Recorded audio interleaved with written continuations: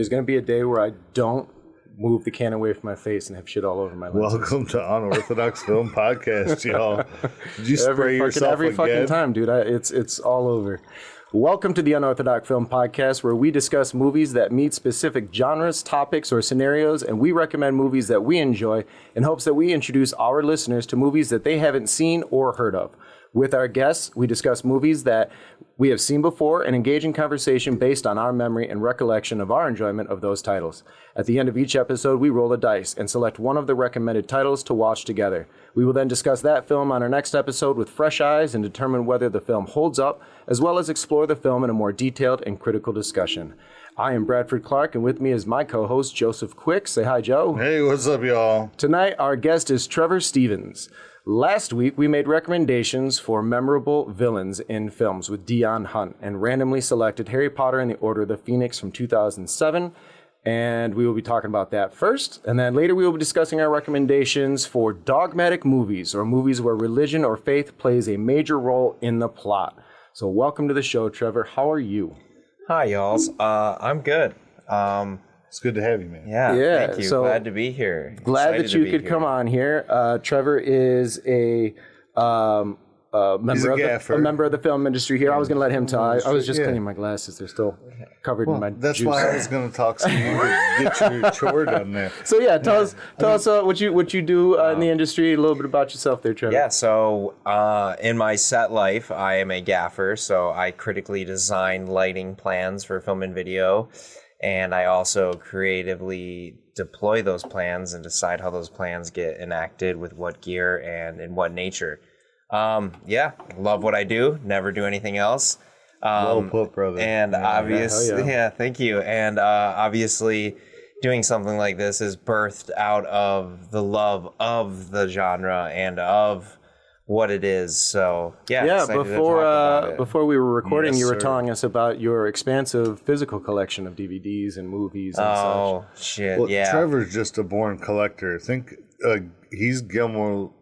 Not Gilmore. He's Benicio del Toro in the Guardians of the Galaxy. He is the collector. Yeah, Dude, he's got a whole room just for Legos, and it's like this beautiful display. Like it could be a museum. And then not only that, like when I go and stay out there, when I have jobs out in Lansing, and Trevor's kind enough to let me crash in his guest room, he has overflow of Legos in there with like just his overflow of DVDs and all these like Hot Wheels collectibles. It's like it's like a museum of appreciation for all these things he loves: cars and movies and just fantasy and sci-fi. Is that right, brother? Yeah, very true, very true. Yeah, one might say it's a problem, but I don't think it's a problem. I love the things I love. His passion. So. Yeah, it's healthy. yeah. So when it comes to movies, what's your history with the Harry Potter series? I was born and raised on the Harry Potter series. The first one came out when I was very young, elementary school. I remember seeing it with my cousins, and I remember being raised on the films. I remember every time one came out, it seemed to match wherever point in life I was at, and like whatever time period in life I was at, up to like the newest ones being very adult themed, which was always very interesting to me and very cool that they followed that and tracked that throughout my life. So they're almost like a film for my generation, being 29. I think that's cool.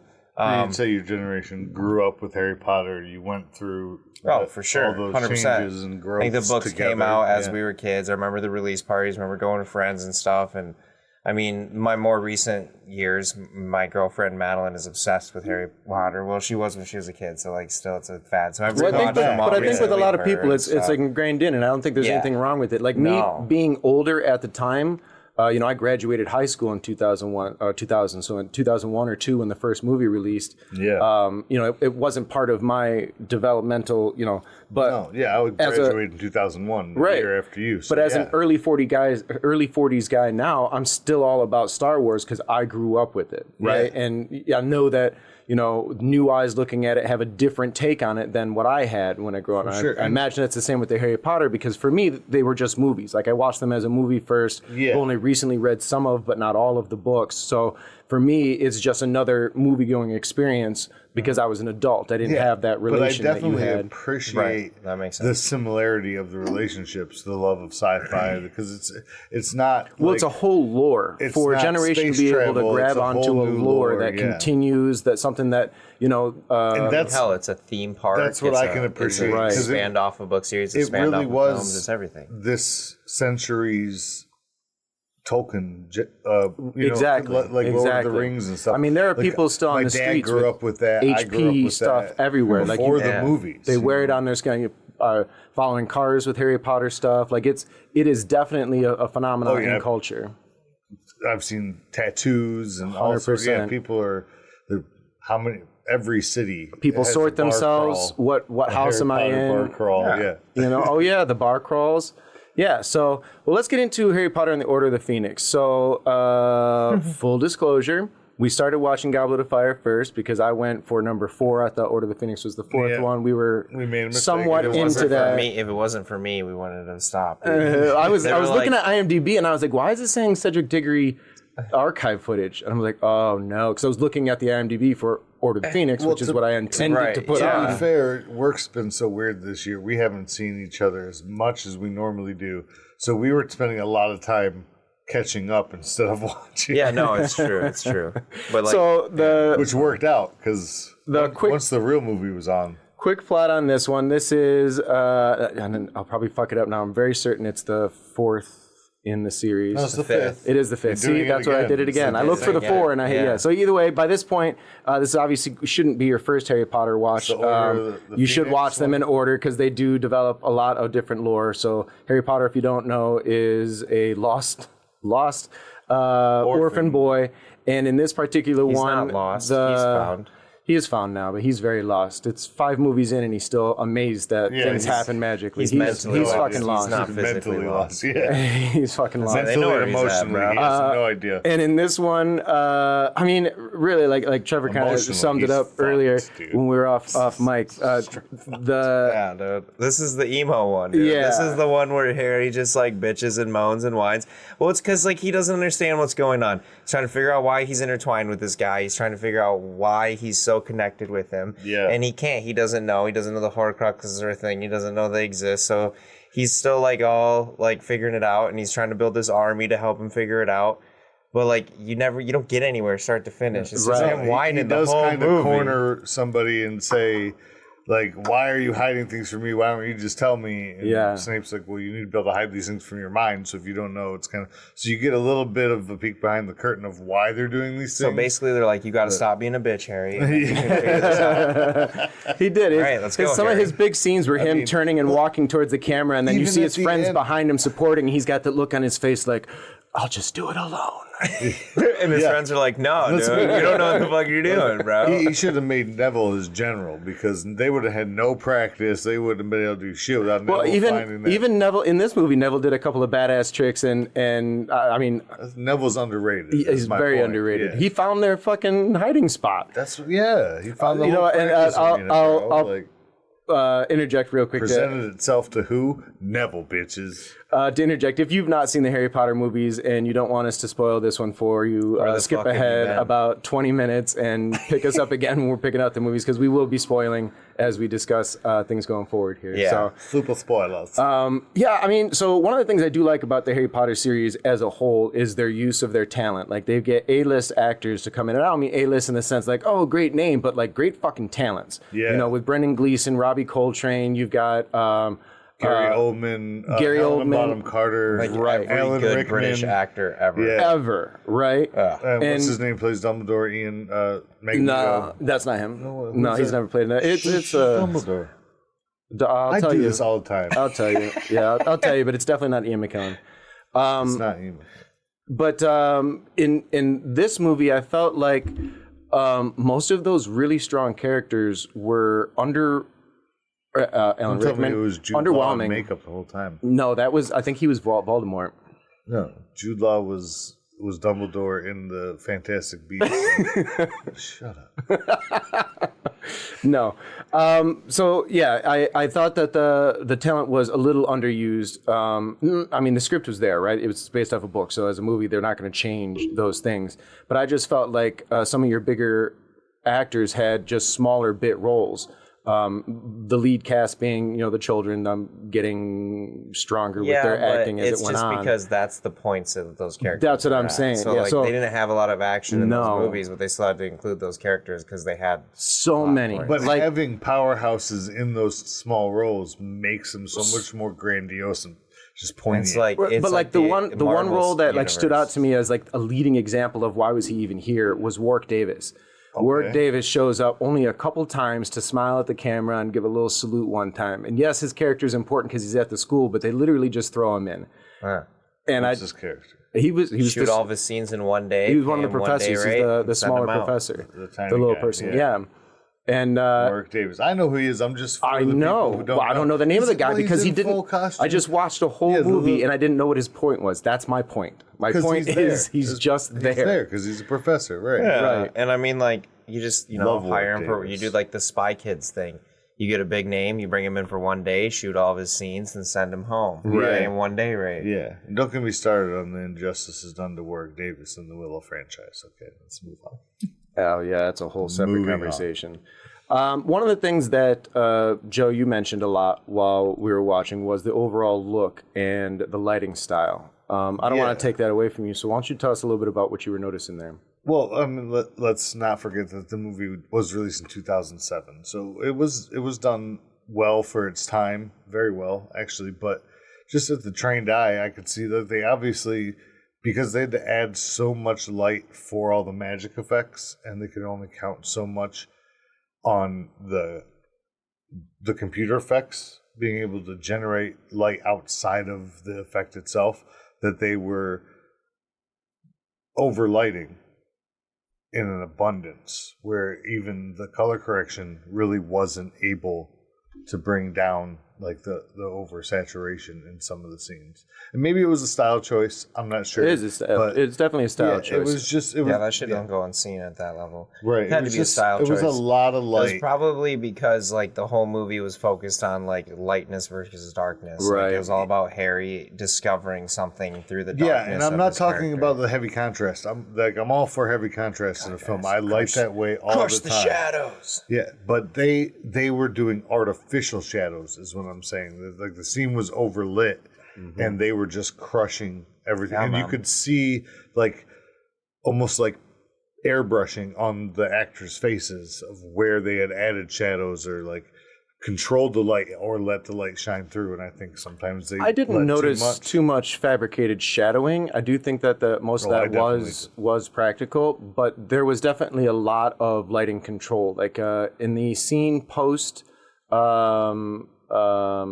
Weasley getting attacked. So when Father Weasley got attacked, and then there was that Christmas dinner sequence, and it was a very long table, it was a very deep shot, and it was very lit as it would be, but if you really focus down the center of the frame, where Weasley was sitting was hotter. So they had something focused there, and then there was fall off that fell, it was just, it's very controlled. Like it made your eye artificial. It made your eye fall in. Because they had the whole thing that hot. I'm telling you, I saw it, dude. The whole thing was kind of that hot, and they just controlled it more until they got to him. Because I just feel like the controlling was probably through flags and negging as opposed to artificially. I don't think it was. I don't know. It felt too like it was too like, yeah. It was. I don't know. I would love to see it. It was a very cinematography's great. I'm not very dark movie. The color schemes that I noticed was that there's very, very little color in the costuming, in the set decking. Yeah, a lot of desaturation. Or just muted tones. Just color. Like, the choice was that there were no colors. Using blacks, using just tones. Navy blues, yeah. And a lot of times that won't work, especially if you are artificially crushing and bringing it down. But it was effective. The thing that I noticed in this movie, and I think I've noticed it in previous movies, is that each Harry Potter movie takes place over the course of a whole school year. And it just kind of moves. And in the earlier movies, sometimes you see the snow and so. But because this one they were inside a lot, the only time you knew of the seasons changing, they were like practicing in their hidden room, and then all of a sudden there's a fucking Christmas tree, right? And then you're like, oh, okay, time has passed because the look stayed consistent. There wasn't a change in the look with the seasons like there were in some of the previous movies. Yeah. In this one, it stayed dark tonally all the way across. They were never in the forest in the daytime. It's the emo one, dude. It is. And there weren't ever any like grand wides. I was about to say there were some grand wides in the opening, but that was the opening of the fourth movie that we watched instead. So this movie was very like tight, tight, close to the chest, dark. Yeah. And as someone who's loosely familiar with it, this was probably the one that was the most. Is this the first time a Horcrux is even mentioned? They don't even mention the word Horcrux. And you find out. So that's and as I was watching the series, as someone who didn't read the book and just watched the movies, that whole concept eluded me until the very end. I was like, what are these things you're talking about? In this one, he's trying to get this prophecy, which is like in this memory orb in the Ministry of Magic, and like him and Voldemort are racing for it because it's the memory that is they're connected, and that like he's a part of Voldemort. And he gets it, and then the whole battle ensues and gets smashed. And so, like, the movie ends with no one anywhere closer to where they are when the movie starts. It's just one big shitstorm, and everybody's sad. And you don't really know anything else. No, the only resolution... find out anything. I think the only resolution happens in-world. As a viewer, you were already up to speed, but everyone in-world was like, oh, Voldemort's not coming back. And the only thing in that world that changes is now... people in power like, oh, okay, you're not lying. Yeah, everybody's aware that he's back, right? Like, it wasn't a clue. You know, we watched the beginning of the first one when the fucking I don't remember who ended up being the Dementors, but like there's been shit happening for 5 fucking years. Someone needs to be like, I wonder what's going on. Yeah, and just at the beginning of every movie that I remember, Harry's just clueless. Clueless as fuck. Like everything new he sees, he's like, oh my goodness. Oh, like, magic? Even though he's asking the question, why aren't you telling me And more? I noticed that a lot with the students too. A lot of the students, so there was when the Weasley brothers came in and were throwing the fireworks, and then you've got teachers just scattering, and I'm like, wait a minute, aren't these like the prime fucking wizards? Like, how come they can't just be like, whoopee to stop and, you know, throw some magic out there and stop the dragons from eating the headmistress? Doesn't make a good movie. Exactly. Yes, and I get that, but that's one of the things that for me. Why does the blonde open the door in the horror movie? Because it makes it better. Or they run upstairs. Bro. Yeah, all of it doesn't stop me from asking these questions. Still poses the question, though. I mean, they're full of magic, and then they're like, oh, hold on, let me light this candle. Well, that's a lot of work. Don't light the candle, just puff it out. Just poof, the candle. Interesting fact, I was reading an article on horror movies today. Inferno, I think is the spell. Inferno. See, there's a spell for it. Why are you lighting a match? That's a fire spell. It wasn't even a match. He took a piece of wood out of the fire. You know, even magical people like to slum it sometimes. I guess. They reserve the energy. Right? How are there people in the Magic Kingdom going hungry? Oh, don't ask me. And they're at Hogwarts. Hogwarts has got food upon food upon food. Those kids are not going to eat all that. You just make food in that when you have magic, dude. You just poof food. If I could have a 6-person home inside of a 2-man tent, then I would start answering those questions for you. That's fair. That's very fair. With this one overall, I mean, I think it's hard to look at a series of movies singularly, but this one is probably one of the slower ones and one of the ones that was harder to stay tuned into for me. Yeah, because like nothing really happened significant besides the world finding out and Sirius dying. Like the fact that Sirius died kind of is a big emotional thing for Harry. But like the fourth one was about the Goblet of Fire and everything, and each one before that had their own like little plot. This one had like nothing that like made it significant. Like the next one, like spoiler alert, but like in the next one Dumbledore dies, makes it significant, and you find out about the Horcruxes. Then the seventh one, part 1 and 2, they just like conclude everything and are like the big tie-up of Right. everything. It's the only one that 5 doesn't. and 6 are just all build up, and then both. Yeah, sevens but are like kind at of- least 6 has like core events that happen that really matter. You learn big things. Like you learn things. This one's kind of the lull. It's just like a fucking Yeah, I think filler. as a viewer, It's we're filler. just as out of the loop as Harry is. Definitely, at least up until this point in the movie, you're not let in on anything. Because even like the double crosses and the Dumbledore secrets and like none of those are shown on screen away from Harry. Yeah. Right. Yeah. So we are as in the dark as Harry is, and you know, and I think that's why like things like the being fascinated about the tent or being stunned when the thing opens up. That's more for us. But as I'm watching this, I'm like, dude, Harry, the very first time you went to school, you jumped on a bus with a Jamaican man, and that thing grew and squished and all these things. Why does anything surprise you anymore? That was number 3. That was 3? Yeah, that was number 3. Where he was late or whatever? Yeah. Number 1 was them running He had full to on run, into yeah. a brick wall. Oh, yeah, at the the Number brick 2 wall. was train the station. car. Like, Him They and Ron stole the car. Yeah, and flew in. And then number 3 was the Jamaican bus, the night bus is what it's called. Yeah. number 4 Called was the night boot bus. into the Quidditch World Why do they Cup always or- fucking miss the train? Every time. They make the train once, year 1. Right? Yeah. And then every other year they miss the shit. because honestly, the train's a bit inconvenient when you know they have all these other choices. Like, you can just find a boot in a field and just cyclone your way in wherever you want to go. It's called a port key. port key. There you go. Yeah. Okay. Well, Right. Trevor's learning you. Well, I'm familiar with the lore. I just don't Don't fuck it know up. the language. It's the only embarrassing. reason I know any of these things is because I really care about my girlfriend. That's the only reason. I didn't know any of this shit Well, before and you her. came up with it. Like, Yeah. you know what I mean? Like, Yeah. I was aware of Pokemon, but I don't know any of it. My Right. daughter's 6 years old. She knows Pokemon that I have no. I'm like, nobody's exposed her to this except for at school. Right. So just talking to kids. That she damn knows. school. Right. Yeah, Right. some of them teach So, were you ever a reader of the books at all? You know, I read like 1 through 4, and then I just kind of like stopped just because of age and like time. And they were making place. movies. You can just wait and watch the movie. You know, why not? I mean, But no, they're good. They're if definitely they're good. that books, so. accurate. Oh, the reason I'm asking is because the news is that HBO or some production company out there is really trying to do a series. I don't know if it's Harry rumor Potter yet or if series it's with J.K. Rowling's definitely Do you think- running out of money now. Do you think it's like? I mean, what we think doesn't matter, but just of your own opinion. Is it too soon for this shit? Is this should that have been a Fuck it, man. lore? We've had like 4 Spider-Mans in our lifetime. That's true. And they just put them all together in a movie and everybody loved it, dude. Fuck it. Do more. I think Don't matter. I think the way things are going now, it makes sense because that's just how they're doing it. Like they're just keeping So IPs alive. to be the devil's advocate, something like Star They're Wars. bringing back stuff for a 4th or 5th after 20, 30 years. Was it the legacy sequels, yeah. Yeah.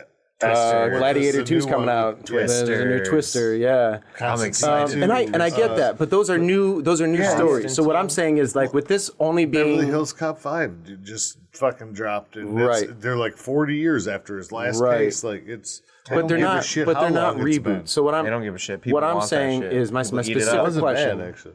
My specific question is with so take something like Star Wars that steeped for 30 years before they went and added some new legacy prequels and then cartoons and then we got oversaturated with everything, it.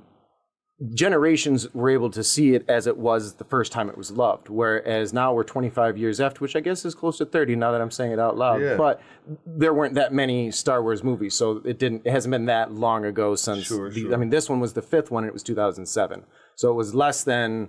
But you're It was also less than talking about 15 years Harry ago. Potter here, so it started in 2002, and when did the last movie finish? And this is what I'm saying. It was less than 10 years ago. Right, but the length of that saga Yes. is longer than any other. So, the do game you has think the changed. series? Do you think Changed the the game. series and its appreciation will lose some of that love and lore that was steeped in for other things for so long? Now that they're just reintroducing. Now at this point, you know, new children will be growing up with a new Harry Potter. You know, so then there's a whole new same story, sure, Yeah, sure, different interpretation, sure. I'm just asking in if you were to then skip ahead, you know, 60 something years like you did, like we are now with Star Wars. I mean, everything's Will doing it that. still have Disney's that? doing that with all the live actions. They said it right aloud. They're like, it's the next generation's classics that we want them to all be live action. Yeah, Bro. How many have they done now? They want to have something nostalgic to the new generation that draws them back to the origin. Right. I get the capitalist. I am Yeah, not immune to why. Money. Why Simplify your question. Satan, I tried to get the question, but you were pontificating without me asking it. My ask is the lore going to be affected by this reproduction? Like even Spider-Man. Yes, Spider-Man had. It already has. So you still not let me finish. Even Spider-Man had multiple. Like you said, 4 movies or whatever, but it was 30, 40 years of comic books that allowed those movies to succeed. This was a generation that read the books, within a few years got the movie. Yeah. Movies were nothing like it at the time, and now immediately we're going for a recycle. Right. Well, like in Spider-Man and the X-Men, they all already had like multiverses installed in the comics, so it's really like the pick and choose when you own the IP which one you want to choose from, and it's when they did Spider-Verse and they were able to tie everything together, it's just kind of fucking brilliant, really. But I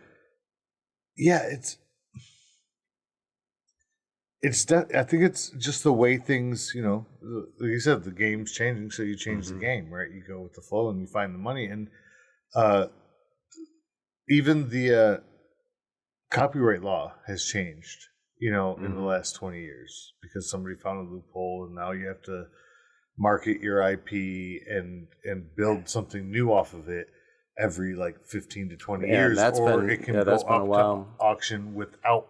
That's why the 90s were so steeped with shitty horror movies. That's why Sony pumps out all those shitty Spider-Man spin-offs all the time because they don't want to lose the rights to these characters. It started in the early 2000s. All the Marvel's just biting to try and get it back. Yeah, they just like Marvel will pay anything for any character. Morbius, all these movies you see coming out, Kraven the Hunter. These are all the characters that Sony owns, and they will pay any money for them. But Sony's like, we want to keep them, so they make these like just shitty movies to keep the characters. Madam Web, all those I didn't even bother seeing it yet. I didn't see any. I didn't mind Morbius. I did not like Morbius. It wasn't awesome. It wasn't terrible, but it was fine. It was less good than Blade. Yeah, I could tell it was rushed, and you know what I mean. But yeah, it was. I liked it. Well, let's get into our list for this evening, guys. We're going to talk about movies that are dogmatic in nature. Movies where a core faith, whether it be religion or just a strong belief, is tied into the core of the plot of the film. Whereas if you were to remove that aspect of faith or belief, that the plot just wouldn't work, right? So. For example, during our discussion, I had mentioned to Joe something like Boondock Saints, where the brothers, believe to have gotten a message from God, and they act upon that, and that carries forth the plot of the film. And so if you were to remove away that core belief that they had, first embedded in them as being raised as Irish Catholics in Boston. Their religion. Right. And then their belief that they were specifically chosen upon.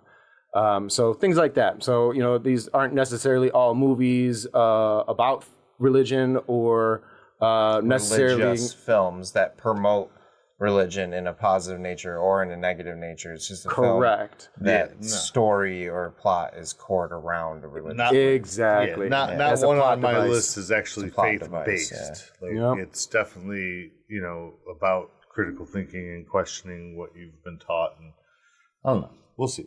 Yeah, but it's open to all dogmatic. Like dogma is not strictly to like faith or the church or a religion. It can be just an authority or you find that definition I had earlier. Yeah, a principle or set of principles laid down by an authority as incontrovertibly true. Right. So, with that, we'll get into our list. We're each going to choose 4 this evening for a total of 12 titles. At the end of it all, I will have Trev here roll us a dice so we'll know what we're watching at the start of our next episode. Yeah. And traditionally, Trevor, we allow our guests to make the first recommendation if you would like. Unless you would like me to start. How would you like to go about that today? 1 second, sorry, I was reading something.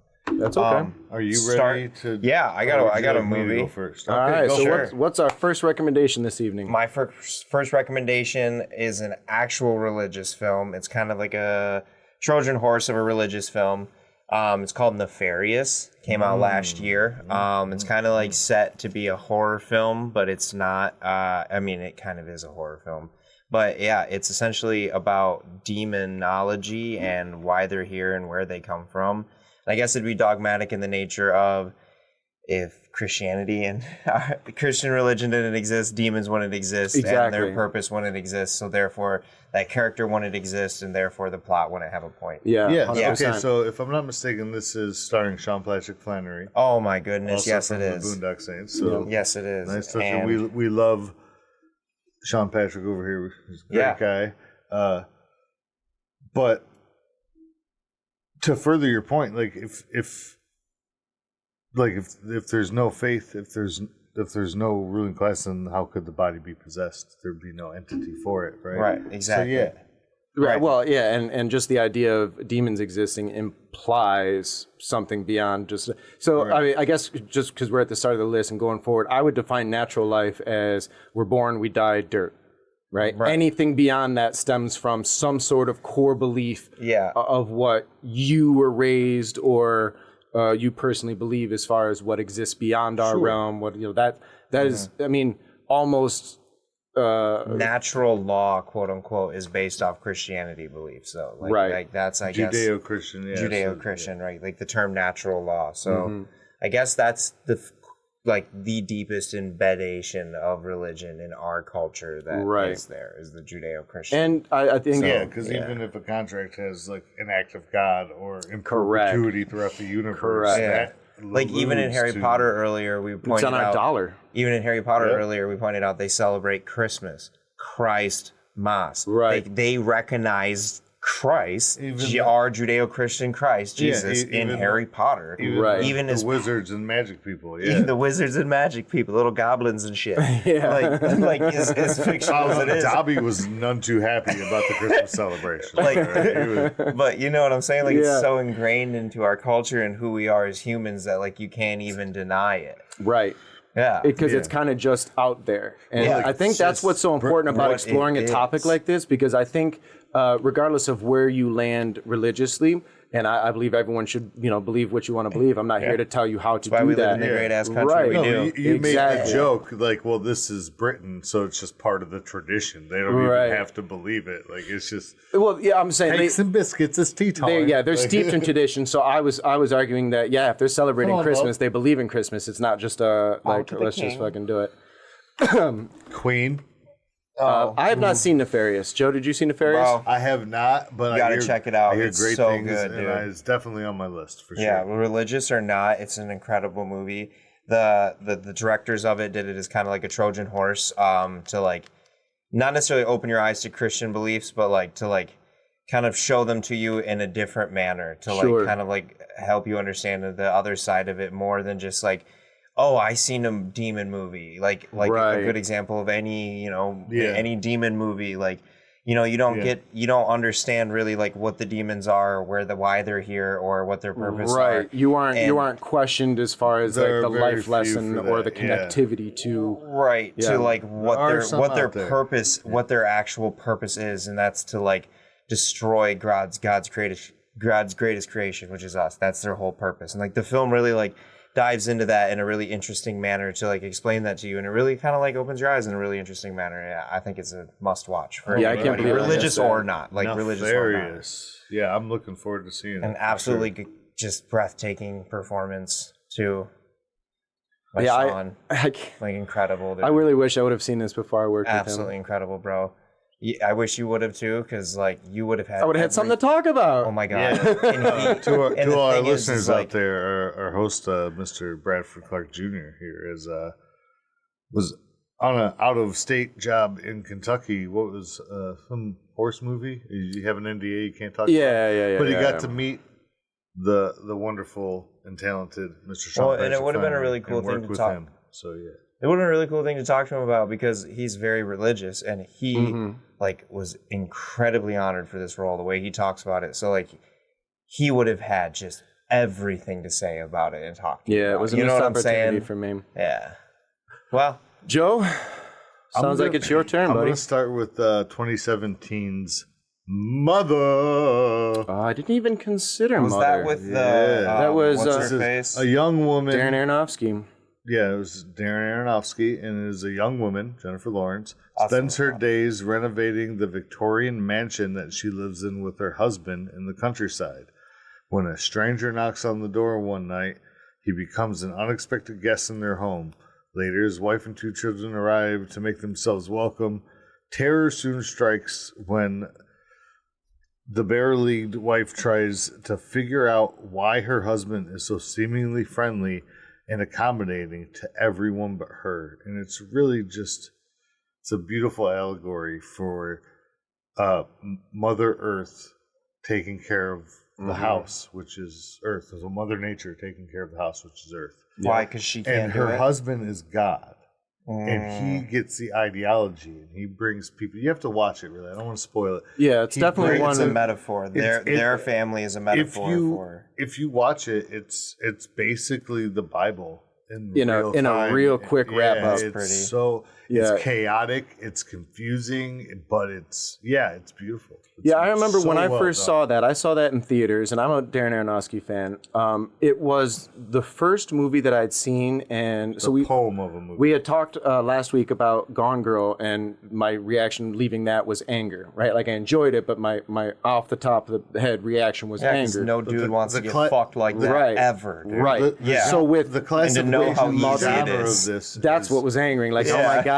Like, this could have... This is legit, This is dude. yeah. With Mother, I left with 2-hour anxiety. It's a 2-hour horror mystery. I never watched it. It's a Yeah. 2-hour horror mystery, and it gives you no answers. No, and You have to watch it again. and it leaves you with questions because it's artistic. Darren Aronofsky is pretty known for being artistic, so it doesn't spoon feed you. So yeah, there's a level of maybe I have to watch this twice to understand it all. But if you take away anything from it, then I think he's done his job. You know, because it's very on the nose. Like, it's not so subversive that you don't get it. Like, there are times where you're like, oh, obviously that's Adam and Eve or something like that. But Like, there's it's a on lot the nose. going on, and there's so much going on at Right. times that you can like kind of understand. Like, this is what the planet would feel, because there's just not just one belief system. If God's everywhere, and whatever we call God is still the one God, He's still the one entertaining all these little tribes and all these little, these different customs, and people are like throwing dishes into the fire or like breaking, stuff down to build effigies and burn it in the house or in the yard. It's just brilliantly done. You got to see it. Well worth seeing. And it's divisive. There are a lot of people who Great actors. avoided it or watched it and hated it. You need a... Needs a burst. Oh, let's get that, baby. Since she's up, does anybody need one? No, I'm still good. Joseph, I'll take one of them boys that's in there. Top shelf. Try one of these, dude. Can I try this kiwi strawberry? Yeah, of course. All right. Give Well, me the punch. Trevor is working on the bevies. No. I am going to make my recommendation. I'm going to recommend 2001's Frailty, directed by Bill Paxton, starring Bill Paxton. See, now I put this one on my list, but I knew I had to get 2 why- replacements for it because you're such a Paxton. Well, fan. you brought out Mother, and I hadn't even thought about Mother, and I'm like, oh my god, I got to do Frailty before Joe does. That's Mother with an exclamation point, and that's I why got I it. do it like Danzig, because Yeah. So Bill Paxton, Matthew McConaughey, Powers Booth star in this movie about a man who raises his young boys to believe that they are God's soldiers, that God speaks to him specifically, and they go out and you are God's hands. they murder people because Bill Paxton's character believes that God has told him specifically. Now, he doesn't answer to the laws of every day. He knows that the police could find him. He knows that this is, in human eyes, wrong. But it's okay because God said, He shows these me are the who people. the demons are, Correct. and you can see them too. And there's some twists and turns in it, so I don't want to spoil too much more than that. But just that little bit, that one-liner right there is 1999, right? 2001. But yeah, right in that edge. Yeah. Fascinating movie. Highly recommend. So good. Have you seen Frailty? No, I have not, but that sounds really good. I Right? would like to watch that. It's one that I like. I saw it in theaters. I don't know how well it did. I can scroll I down did here not and see find it out. in theaters, but You don't see it show up. Like twice. I've not somebody seen it stole show that up bitch. as an offer on a streaming. I'm not saying it's not on there, but it doesn't. That's not one of the ones that I get recommended. It's not one I hear in general conversation around the water cooler. Like it's just a forgotten 2001. It won some awards. It may have. Matthew it may have. McConaughey won something for it. I remember back. I'm looking now. So opening weekend was 4.2 million. that doesn't mean World gross was 17, and it's been then 23 years. It went obscure. It oh wasn't, yeah, but no, it's become. it just did. Yeah, exactly. I don't see any awards for it, but that they don't list all the awards on here. Okay, well, he was definitely nominated. Maybe he didn't win. Right, But Best supporting yeah, actor. 2001's Frailty. Trevor. Oh, you know what? Actually, before we do that, it is time for our break.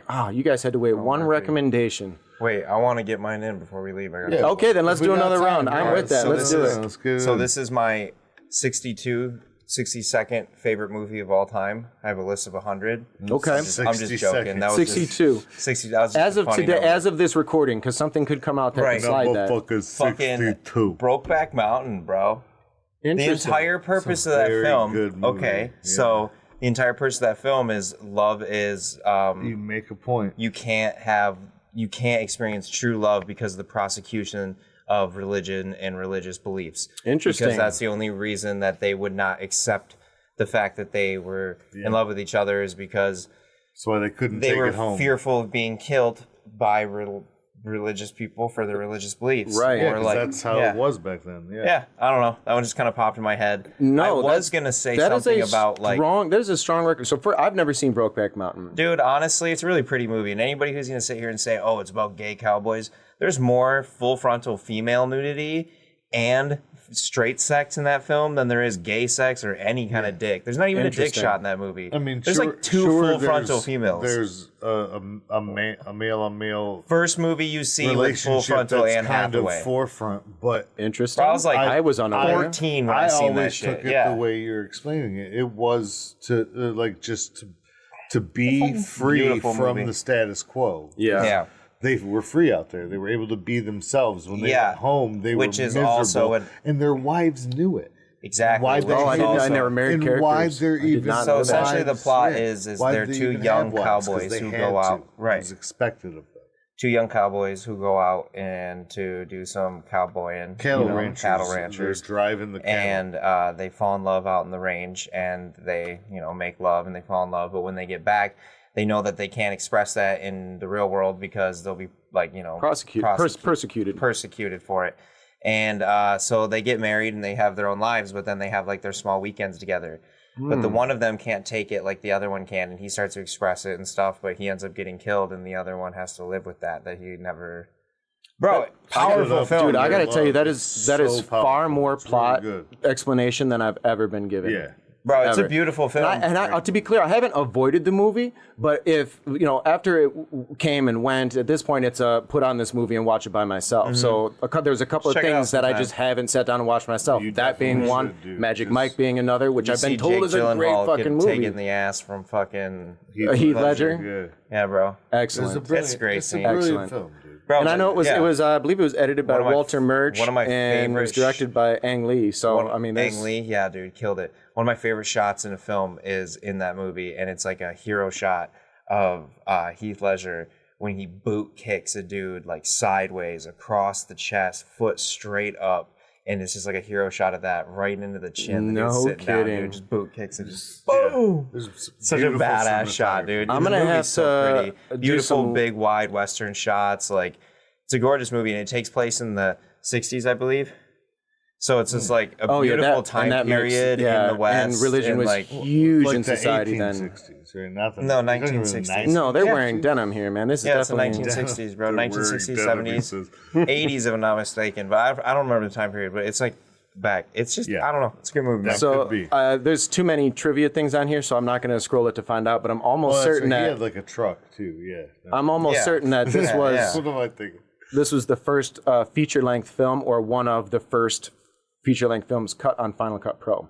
That's cool. Yeah, I believe. It's also a really funny scene in, I don't know if it's in the outtakes or in the normal, but it's in Knocked Up. and like it's when the character that he gets, I forget her name, but the blonde, she like comes out and Jonah Hill's watching the credits of Brokeback Mountain. He's crying, and she's like, "What's wrong?" He's like, "I just finished Brokeback Mountain." Katherine Heigl, yeah. He's like, "I just finished Brokeback Mountain. You know, I'm kind of pissed, man. Like, you know, gay achievement award, my ass, dude. I want to see, you know, Jake Gyllenhaal take that shit in the face." And then like just cuts, dude. That's a funny deleted scene, dude. Judd Apatow's funny as fuck. Oh Jesus. All right then. So and then she's just like, oh yeah, and then she's like, "Jonah, are you gay?" And then it like cuts out. And then it cuts. Yeah. And that was a deleted scene. I gotta go to my DVD for that. Bro, deleted scenes, man, classics. All right, Joseph. All right, so let's see. Well, mine. You Wait. took Frailty. weren't we gonna take a break? We just pounded on through. We're just gonna do it. We're gonna do this round, and then we'll take that break. Let you finish that beer. Do the break now. He just finished the beer. No, I didn't. Oh, There's like a half a drink. sometimes There's like a you drink, do. half a bottle. There's like a drink left. Okay. All right. So you did Frailty. You took one of mine. Well, let's see now. Yeah, because most of my, you know what? Let's go right into another. Why don't you just Heath do like Ledger. Dogma? Let's go to shush. You know, okay, that's on my list. I'm gonna do that. Isn't it one. really? So, yep, it was on my list. I have a Kevin Smith. So now I'm gonna He's do good at that that one. shit. Excuse me. But yeah, so 1999, and a plethora of these were done in 1999. Yeah. It was that time period. Yeah, like because of questioning Y2K religion, and everybody. it started all to become about, okay. Yeah. So two fallen angels who were ejected from paradise find themselves banned in Wisconsin. Not just two fallen Yeah. angels, Matt Damon and Ben Affleck.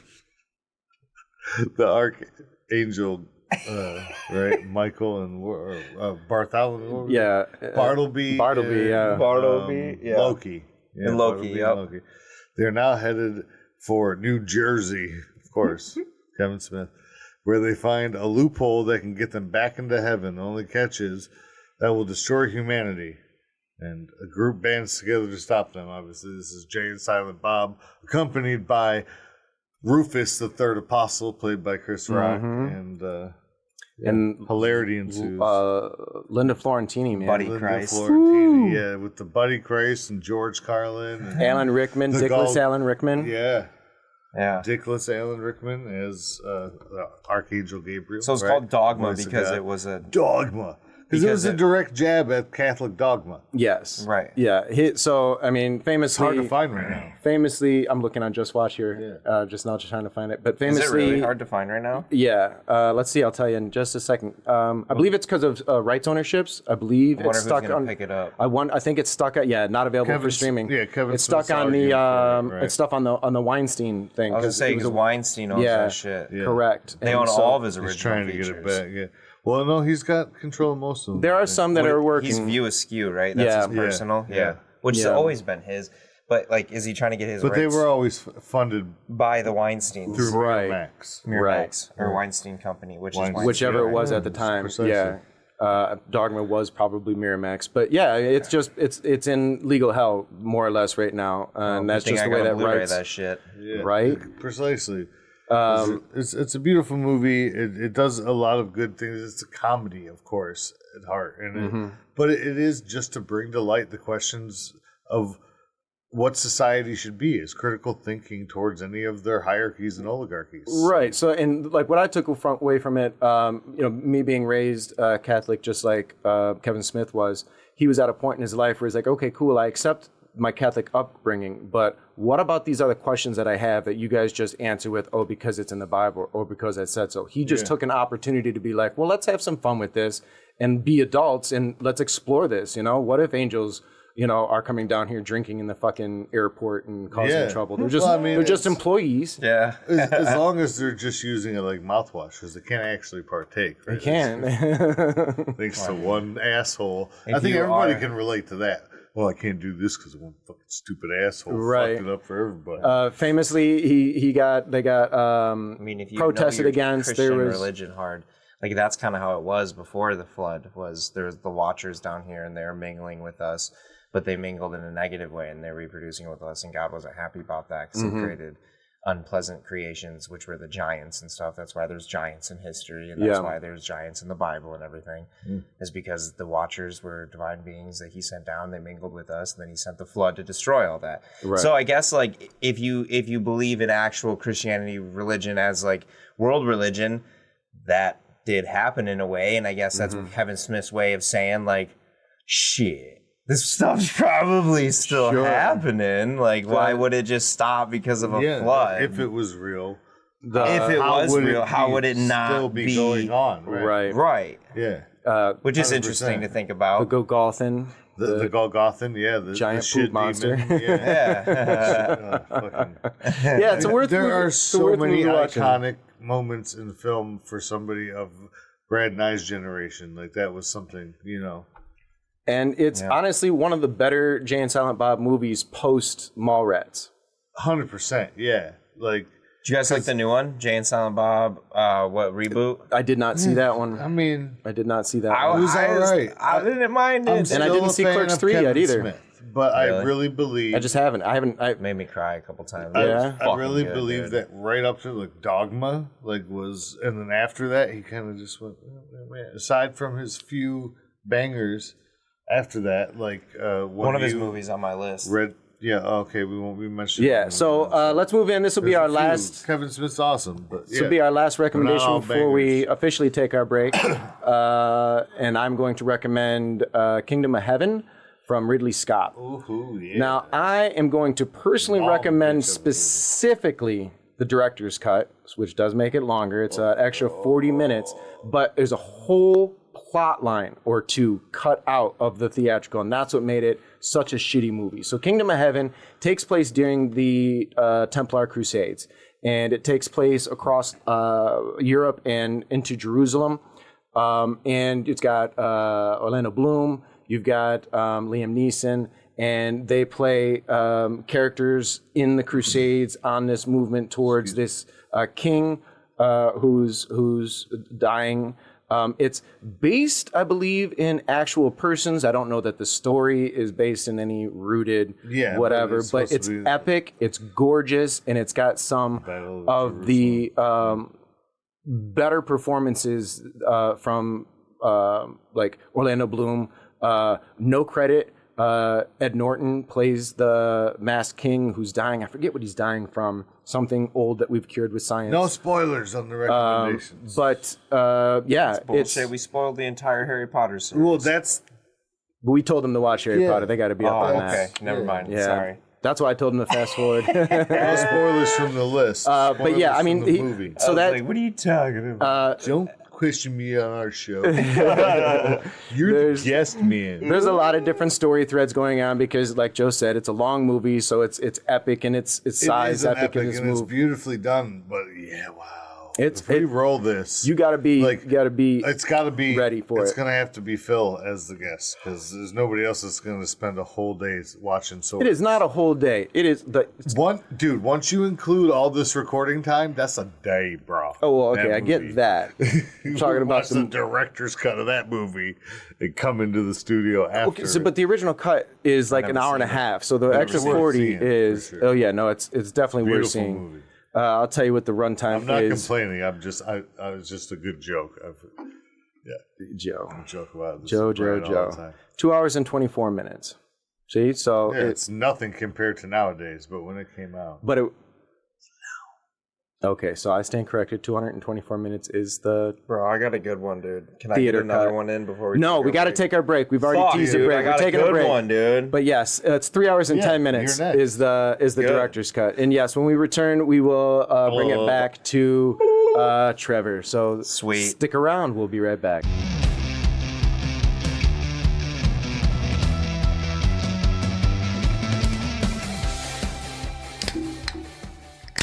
Crack. Nice. Dip, dodge, and duck. I got it on the windscreen this time. Whatever. The 5 Ds of dodgeball. It's just part of it's just part of the whole thing. Welcome back, everybody, to the Unorthodox Film Podcast. We took our break. Before we took our break, we started our list. We got through our first 6. Recommendations started with our guest, Trevor Stevens. He recommended Nefarious. From there, Mother, Frailty, Brokeback Mountain, Dogma, and we left on break after discussing Kingdom of Heaven. So that brings us, Trevor, right back to you, my friend. It's a refreshing list. So back. So all of these things so far have been like about, Christianity and like Catholic and the Judeo-Christian. So I was thinking about trying to like take it away from there a little bit. And like my initial reaction was Seinfeld, which I can't do because it's not a movie. It's a TV show, but they constantly explore the Jewish religion and stereotypes related around the Jewish religion from the characters being Jewish and things of that nature.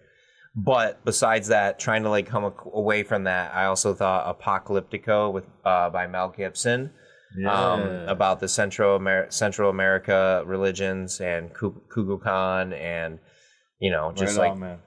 I don't know, just trying to take it away from that. Yeah.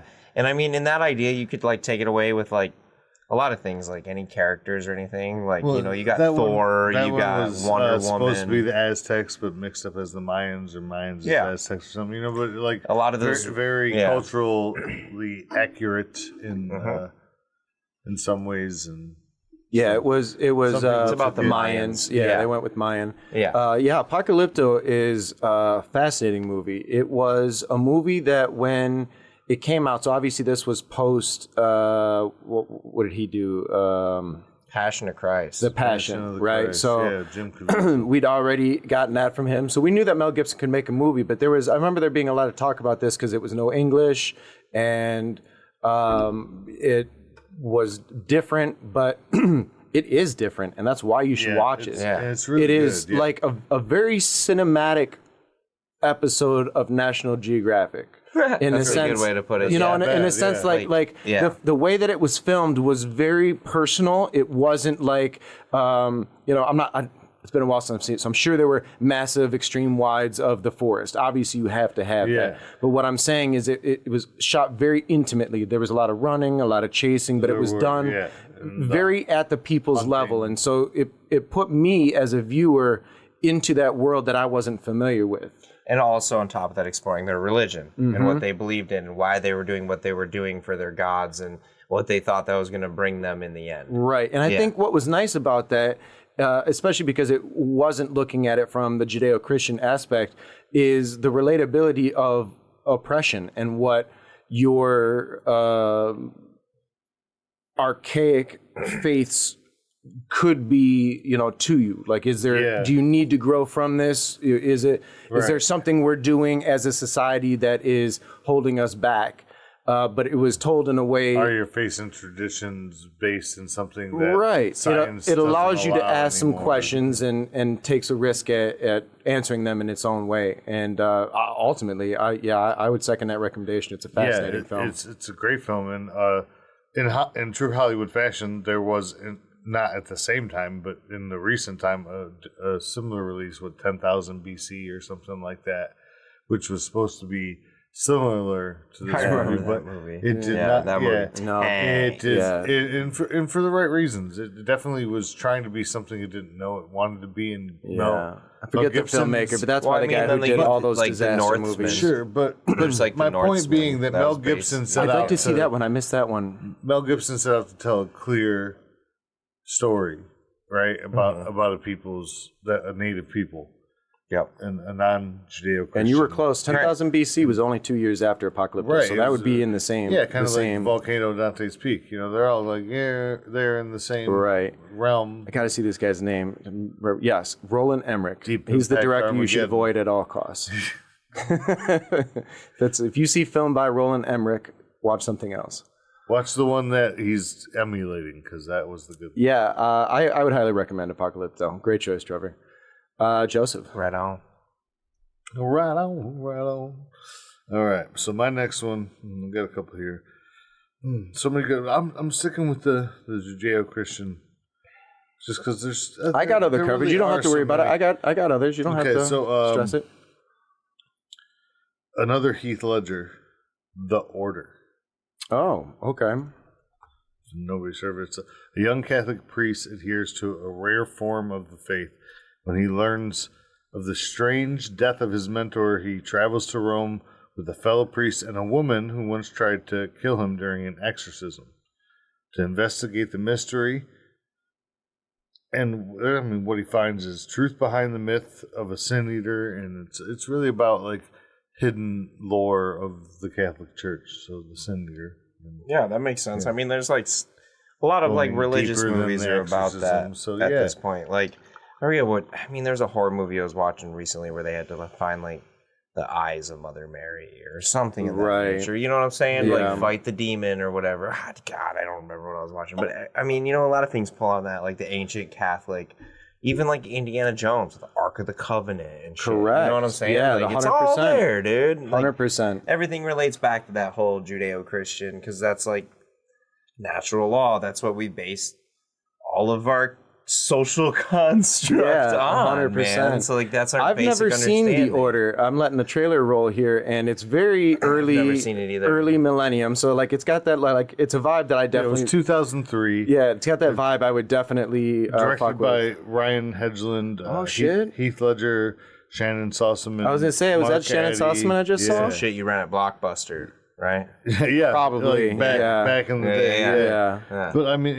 it was a good movie. It was a good question to push against the faith, really, about them hiding things, and you know, like, and really, again, it's just about pushing yourself and questioning your personal faith against what your actual faith is. What just because it happens to be the church doesn't mean it has to be the church, bro. Right.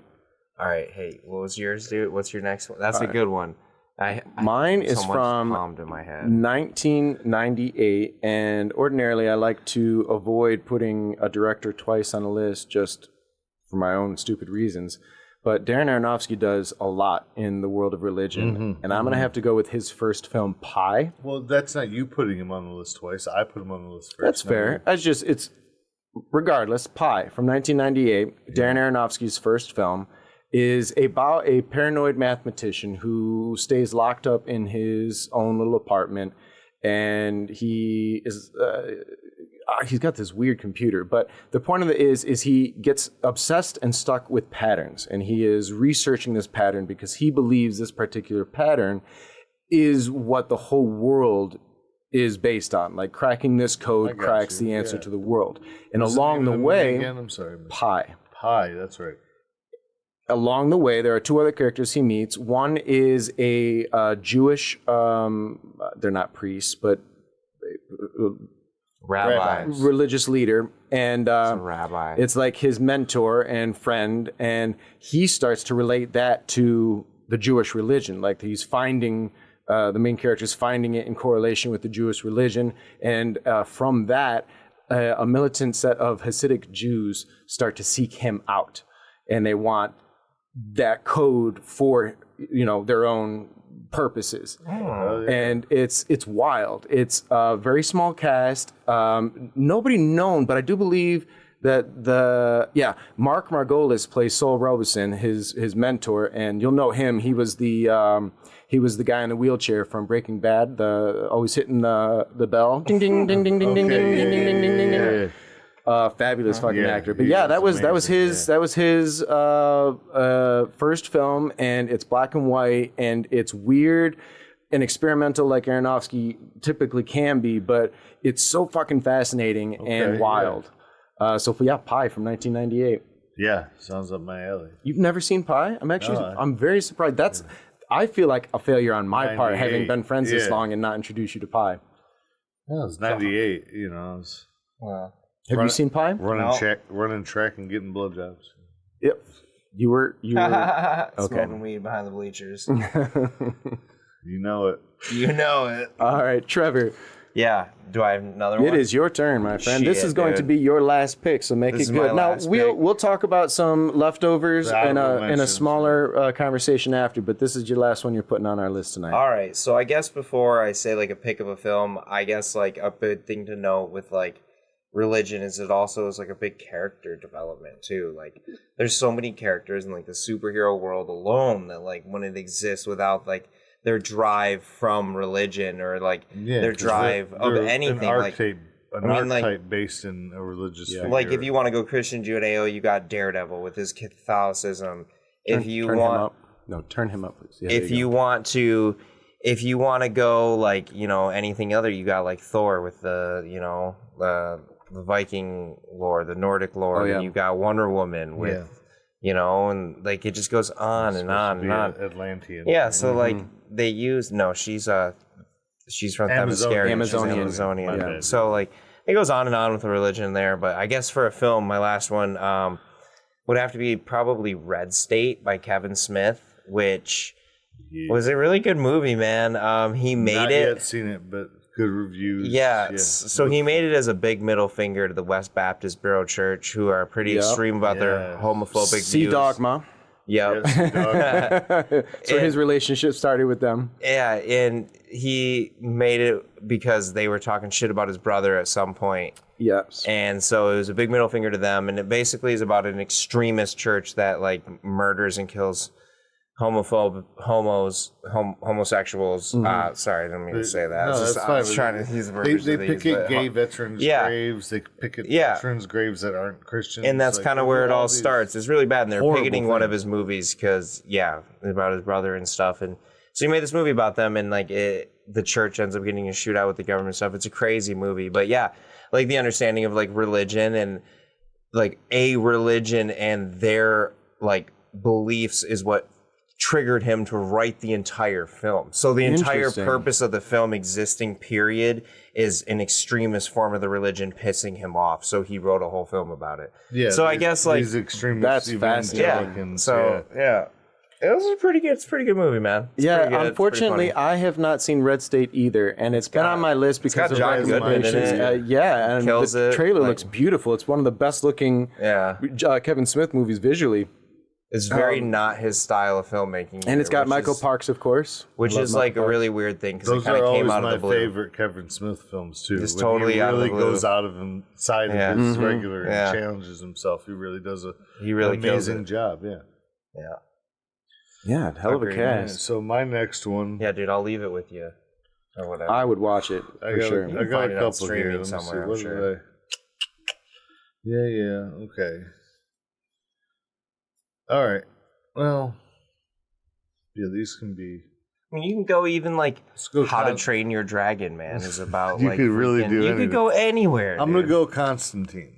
Oh yeah. Ah, Go John okay. Constantine. Like the Keanu DC, Reeves. like the DC connected. Was that a DC connected film? It is. Was it? It is. Yeah. And there is talk of a Constantine too. Did you see the actually being animated real. one? He's been trying to do that for a while. He has. In fact, Keanu there's a has. page for it started on IMDb already. Yeah, and that's the reason I want to spend more than just a mention on that, because I really enjoyed that movie. I really enjoyed the fact that like a medium can, transcend realms when like it explained some things, because if you've read the comics, but if you don't, as a suicide survivor, demon hunter John Constantine, played by Keanu Reeves, has literally been to hell and back, and he knows that when he dies, he's got a one-way ticket to Satan's realm unless he can earn enough goodwill to climb God's stairway to heaven. And yeah, it's just the adventures of Constantine. This movie But like the does it entire well. rooting of that character is based in the idea of Christianity, and that if you sin, you go to hell, and if you He fights the devil. Yeah. In it, and not based only on that, the but DC he Vertigo is struggling with Hellblazer his own comics, yeah. faith throughout the entire film. Did you see the animated one that came out? It was Constantine, City of Demons. It came out in like 2018. I did. Yeah, not. 2018. Oh yeah, my God, that one I was did not sick, see it, dude. but yeah.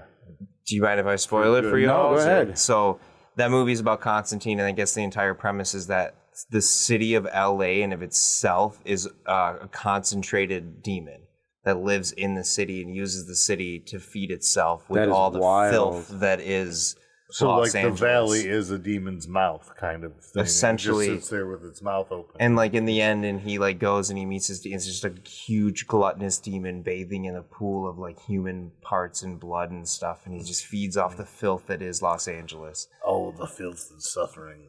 I mean, like the word Los Angeles. Angeles in of itself means the fallen angels and stuff. Los Whatever. Angeles. I enjoy Constantine. Yep. It came out in 2005, where there was means a a lot of whale's things. vagina. Whale pussy. Yeah, no. Check that 18 out one, dude. All those DC animated movies are good for their own reasons. Yeah. I've not really gotten into that realm, but Trevor, you have told me several times that the DC animated universe is probably one of the best storylines for comic books. If you love that dude, shit, I'm telling you, you should get your dick wet in it. It's good. It's good content, man. I'll wet it up, shake it around, see what sticks. Yep.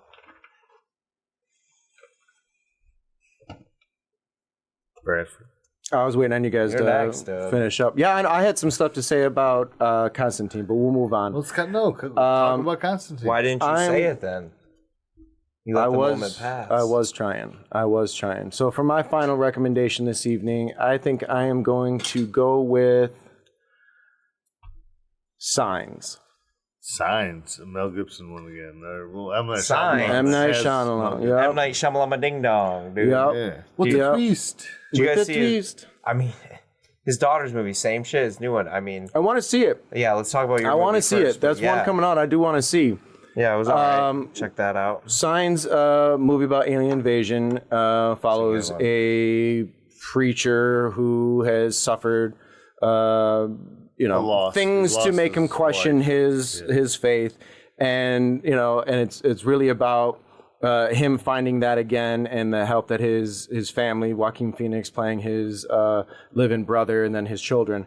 And what's fascinating about that to me is that, like, being that it's a horror movie, it doesn't show a lot, and it's very jump scare or like ominous tone. When you're given the opportunity to learn more, and it's always that to me was always one of his more poignant jump scare type situations. I loved Sixth Sense, but I thought Signs was up to that point. I don't think we'd really seen a alien invasion movie that you could take seriously. Yeah, and not only that, like, it was more of a thriller and suspense than it was like a mystery, right?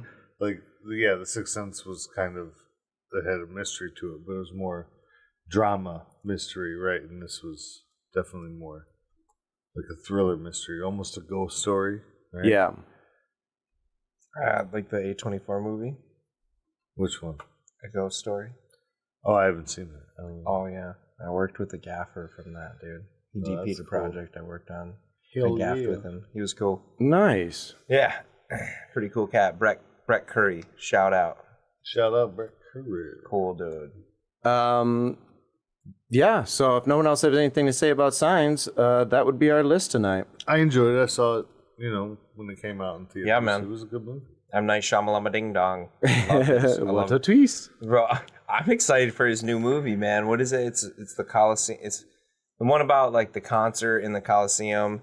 I haven't seen anything about this. Dude, yeah, you check it out. Looks pretty good. Looks all twisty and shit. And then his daughter's first movie just came out. Is that The Watchers? The Is that her? Watchers. Yeah, I really want to see that. I watched it. It was really good. Had some religious undertones, but it's really hard to talk about his movies without spoiling anything. Same with his daughter. Right. His daughter's films are exactly like his, which is cool because he produced his daughter's first movie, which is badass. I think, right? Like, fully produce your daughter's first movie. Like, what a awesome way to support your daughter. Sure. Like. Happens more often than we know, not openly, right. through a production company rather than here you go, honey. Because M. Night's last X amount of movies, I forget how many have been independently produced by him. He has produced quite a few of his last ones because the risk is harder. And and he kind of got blacklisted, not blacklisted, but a lot of studios don't like taking a bet on him because a lot of his movies failed. Even though some of his first ones did. He has not been a seller. It's been a while since he banged. But the last thing is the last X amount of movies he put out, regardless if they're good or not, how you feel about him, his name is attached to them and everybody's going to see them. Yeah. Ask anybody, they know his name. His name is a common name. Everybody's going to go see his movies, dude. It's just what it is. Yeah. I've not seen a lot of his last ones, and not because I avoided them, but for some reason didn't even know they were his movies. Or didn't even know they were coming out. Yeah. A Knock at the Cabin Door. Did you guys see that that's the last one that I remember. He did one on the Be Old. I didn't know that was even exist until recently. There's a few others I didn't know about. One about a grandma that's like a found footage type thing I didn't know about. But A Knock at the Cabin, the trailer looked really good for that. I did not David see it. Batista in that movie. So that's what was going to draw me. He's growing on me. Dude, Batista's he gave good. him like the full range of acting to show us, and he just did, dude. David Batista killed it, bro. Hats off to that. That's refreshing to hear. Cause, Yeah, dude. He's taking great. it seriously, which is nice. Yeah, he always has. Well, but at the he's end of the not- day, he's not been really anybody- given anything but the tough mean, guy or the brick wall or the emotionless. Or, That's what he Right. looks like, and that's probably why he started pro wrestling. But at the end of the day, pro wrestling is acting. And yeah, it's 100%. performing. Yeah, incredibly immersive, and that's why all the pro wrestlers that go into acting is it's not second just nature. performance; it's athletics as well. So, yeah, hats off to him. So our final list tonight is Nefarious, Mother, Frailty, Brokeback Mountain, Dogma, Kingdom of Heaven, Apocalypto, The Order, Pi, Red State, Constantine, and Signs. What you guys looking for? A charger of some kind? Micro? We don't have a micro here. See? I got C. Right over there. Tight. And then an honorable mention while you guys are looking for a charger would totally be the Book of Mormon. Like, An honorable mention. That's a good one. you know what I'm saying? Trying to explore other religions. Like, I don't know. They're out for there, sure. dude. Yeah. They're out there. They're out there. I would like to see the Book of Mormon done as a movie. That would be entertaining to me. I would like to see it on stage, but it's something that I would definitely like to see. It was a movie, dude. Book of Mormon, they did as a movie? Yeah, it was originally moving before it was. They did the play over the movie, right?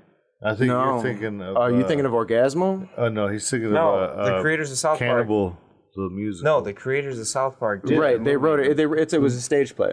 Are you sure? Yeah, it was a Yeah. movie. Yeah. Before we get into the rest of our discards, Trevor, we got to choose the movie we're going to watch next episode. So if you wouldn't mind giving that there die a roll. Come on. Yeah. Let's Well, get it hit the fucking the beer. Yeah, you fucking. Yeah, it's better. It's a 5. So we're probably going to have to take that first roll because unfortunately the movie at number 5 is not available for our viewers to watch. Why not? And that What is it? Dogma. Damn. What's But number 5? 7 was Apocalypto, and I think that would be rewarding. Okay, yeah. That's a long watch for next week, though. Yeah, It's up to but you. I haven't seen it in a while. I mean, shit, we did. Yeah, we just did Harry Potter. Let's do a. Let me roll it again because that seems just too iffy. Let's move Okay. some shit out the way here. If you Let's can't move make this one out the way. decision, you're blowing it for me, Joe. It's just like the casino, baby. Oh yeah, give me them balls. Damn it, bro. 7. It's got to be 7. So dude. there we go. Apocalypto. Yeah. 7, dude. No, I mean that did rebound off my hand if you want another roll, but And that yeah, I is think we're good. currently available on Prime and video on demand. So it'll be easy enough to find I for think I our have it on listeners. DVD as well. Yeah, and of course, Not that physical I'm gonna go media. look for it. So, discards, boys. What didn't make the list? The Ninth Gate. Okay. Johnny Depp, Johnny Depp. as the rare book collector, like curator. Really, he goes and finds these things for rich people, and he ends up finding what is like the 7th or 8th edition of this book, and it's the one like if you get them all together is supposedly written by the devil himself, and opens the ninth gate. I think that's a Roman Polanski movie too. Yes, it is. It's been a while since I've seen that. I don't remember loving it, but I was probably not of an age to really appreciate it for what it was. And that's probably something I'd definitely watch again. Yeah, it's definitely worth a rewatch. I mean, that was something that I picked up in the $5 bin. Right. But I think it was a because rental for me. It was, I have right here. Yeah, what else you got there, year it Joe? was, but let's move on because Yeah, that's regardless. So, Stigmata. I had that one. Yeah. Jennifer Arquette and that. I don't think it was Jennifer Arquette. It was Patricia. Patricia Arquette and what's his name? Fucking hell, Alan something. Greer or not Greer? I don't fucking know. I had also The Prophecy. I had Frailty as well, but you took that one. But The Prophecy with Christopher Walken. It was 99 for Stigmata. Yeah. Those are my honorables. What else you got? What about like Death Proof? his homeboy believes that when he's in his car, he's death-proof. So that's his religion, right? Yeah, sure. So I can see an argument being made for that. Take them down. It's their religion. They Yeah, fucking dude. take them down. That movie slaps. The Planet Terror. Other Believe ones the that zombies. I Just the had. White House in general, because they literally macheted to life. You know, they fucking joked a character to reality. Sorry, go ahead. Oh, that's fine. I wasn't trying to cut you off. Go ahead, boss. So some of the ones that didn't make mine were Star Wars was going to go with the Force, right? Yeah, that makes sense. Did you see that Catherine, the CEO, said that their next big move is they're taking away the light side and the dark side? Because Really? it has Whoa. because it has racial undertones. And it's about It has never had and racial she said undertones. it's about time that Star Wars like progresses. It is Yeah, obviously about That was a quote, dude. Wow. Which I don't really get because I was also in. I read that online, and then I was in Meijer the other day, and there's a about giant positive and stand up for negative charges? Oreos. You can get blue Oreos or bread Oreos, and it says light side or dark side. I was Yes, like, I saw that. Okay, so like. They're not changing It's this. all a Like it's marketing all a scheme. marketing scheme. She said Everything's it a in the marketing public scheme. because it sounded good. Yeah. Made a bunch of people happy to hear, quote unquote. And now when it's time to sell products, they'll just go back with it. Fuck Yeah. it. You know what I'm saying? Like Yeah. it's just all marketing. Fluffing up the Fluffity fluff fluff. fluff up. I just thought it was funny, dude. Yeah, I that thought it is was funny. I as think hell. that's pretty. Fluff up the faithful. They'll get ruffled and they'll buy shit. That's right. And then send it back, and they'll get happy that it's back. and Very they'll buy shit agitated again. with all the political fear mongering. What else can we do? How It's can that time of year, baby. Welcome to election season. That would be a fun one to do a movie on is election. gotta fun one stimulate to do sales? a podcast on is political films, Yeah, we'll definitely get to that one. especially with this.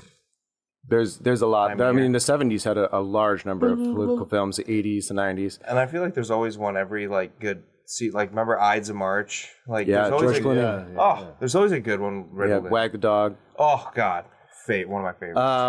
I'll rattle off these real quick here, just so we can get out of this. Stare goats. The other ones that I had were Ash Wednesday from Ed Burns, Meet Joe Black, Thirst, a Park Chan-wook movie about a Japanese priest who undergoes experiments to try and rid the world of a weird disease and Cool. is transfused blood that turns him into a vampire, and then he struggles the whole movie with the urges, being a priest and his upbringing of, do I eat people? How do I sustain myself? And then he questions sexuality. Being a priest, he's forbidden from interacting, but the lore of vampires are very sexual, and there's a girl he meets. That was a really good movie. that sounds like a You long really movie. you It's brushed got a over lot, Meet dude. Joe Black, which I think, well, I'm just trying to get through. We've got a lot of dead air and everything happening, so I'm just going to wrap this one I up. just want to make sure it was heard.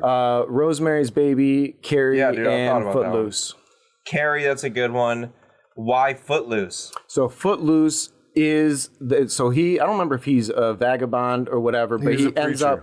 he ends up in this town, and the town is run religiously, and dance is you cannot forbidden dance. religiously. Yeah, 'cause it's of the devil. And so it was the fight Devil. against all of that and the breaking I out. think and his parents died and he had to come live with his aunt or his uncle or something. yeah, it's been so long since I've was seen it, an but I remember outsider. like Maybe his foot's loose. he His had to feet get them. loose. He had to loosen them up, loosen the feet. Loosen that shit up, dude. And then he did in that incredible dance sequence. Wow, But Kevin that's Bacon. a great example, dude. That's So a good one. It was something I had on there that I was like, well, if the list needs to be like, because I was afraid it was going to be too like horror heavy or too I was one thinking noted. that too, yeah. And so I was like, well, just in case we need to like turn the page a little bit, you know. No, I think we had a nice balance. No, I ultimately it's way more varied of a list than I could have expected, and the number of titles that you guys brought that I didn't even think of is amazing.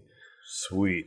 So, Love that. Trevor, thank you for joining us. Before we take off, is there any place online that you would want people to reach out to you at, or connect, or see your work? I mean, you can find me at my Instagram handle. That is Captain Hammer 1. Yep. The hammer. You can find me Captain Hammer with a 1 behind it. with a 1. You can see my work there. But yeah, you message me there, whatever. Yeah, that'd be. And then, Joe, how can people find you? You can find me on the gram at chaotic_artisan. Yeah. That chaos. And the art, baby.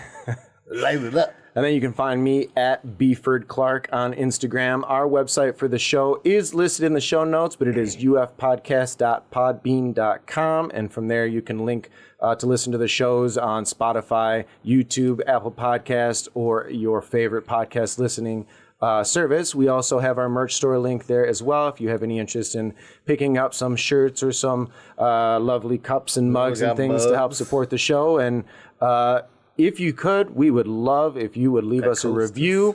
Give us those 5 stars if we earned them, and leave a comment. Join us on Facebook at Unorthodox Film Podcast, and join in on the conversation with us. Let us know maybe some of the films that we missed out on, or your thoughts on the films that we talked about tonight. So, gentlemen, thank you all very much, and we will see you all next time. Peace out. Bye now. Well, bye now.